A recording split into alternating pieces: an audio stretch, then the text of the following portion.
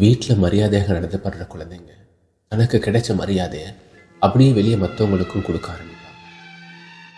இதை பார்க்குற மற்றவங்க அந்த புள்ளைய பார்த்து இந்த புள்ள ரொம்ப மரியாதை தெரிஞ்ச குழந்தைன்னு சொல்லும்போது ஸ்கூல்லையும் பொது இடங்கள்லையும் டீச்சர்ஸ் மாறும் மற்றவங்களும் இந்த புள்ள மாதிரி எல்லாரும் மரியாதையாக நடந்து கொள்ளணும்னு சொல்லும்போது அவங்களோட அந்த சுய மதிப்பீடு அவங்களுக்கே அறியாமல் அதிகரிக்கும்.